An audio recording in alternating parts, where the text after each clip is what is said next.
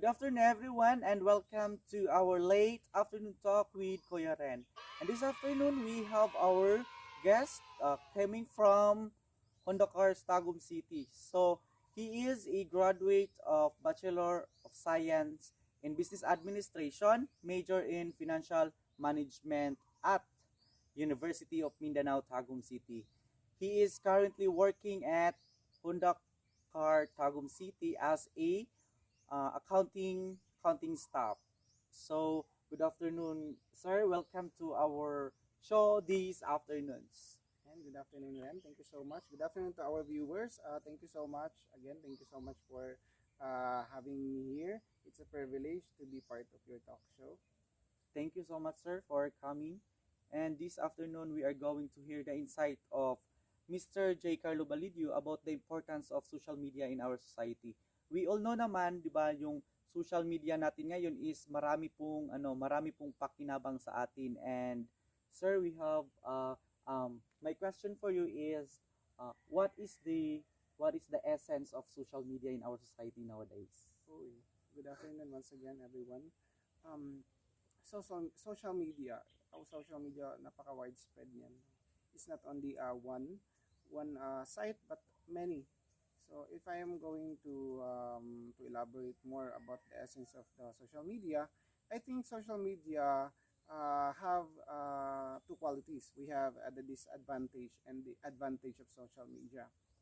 But before we talk about the advantage, let's talk about the disadvantage kasi hindi ko gusto talaga nahuhuli yung magandang bad news.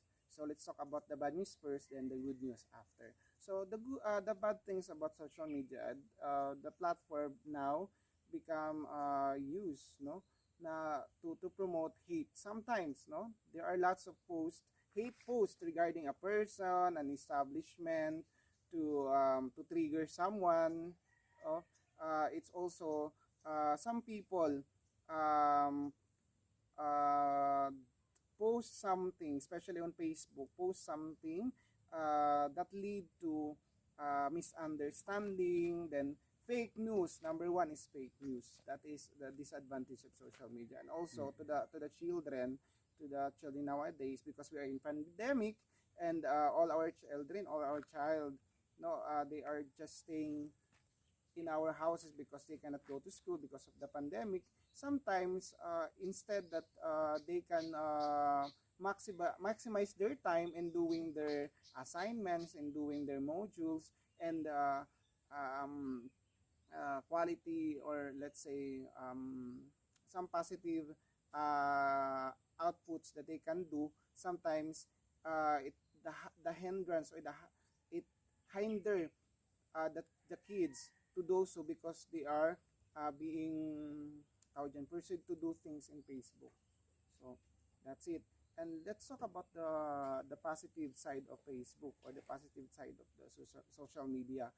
Number one on my list of the advantage of social media is it promotes friendship to everybody. Number one, because you can reach different persons, different nationalities on Facebook, so there's a friendship. Number two, source of information. Number one source of information is Facebook.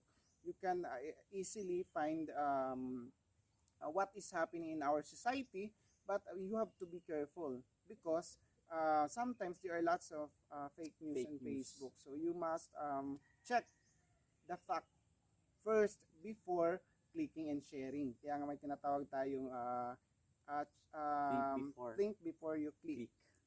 It's not just, you have to think based on your knowledge. It's not just only like that na we're just basing on our opinions or our knowledge, but think widely.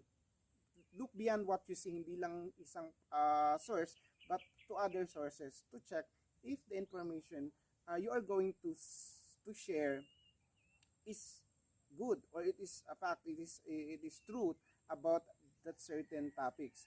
That's very important, no. And second thing is, especially, it gives us entertainment, no. The third on my list is entertainment, because there are lots of videos or content that you can watch on Facebook. that can entertain us. Especially now that we are in pandemic, hindi tayo nakakalabas. Sometimes pag heighten yung restrictions, hindi man kahit mag-jogging, mag-walking, bawal tayo. So social media really help us rin to help us relieve from stress in staying at home, no, because of the pandemic. Thank you, sir. So, sa akin naman guys is ano siya, kanang it can change social media, it can change the mindset of person in society. For example, is information that they share in social media. For example, politics, some religious belief. For example, I am a politician, then I post in Facebook that hindi ako mangluloko, kaya kayong ipaglaban. So in that information, many person will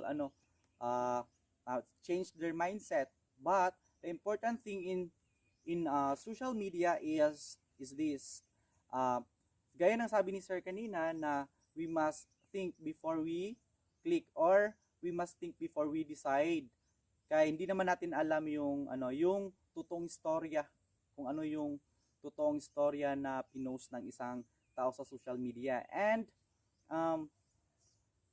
we have a lot of informations that we want in just one click of your hands. You can get informations, but we advice ko lang po sa lahat na hindi lahat laman ng social media is good news, hindi lahat ng laman ng social media is totoo. Meron ding iban dyan is fake.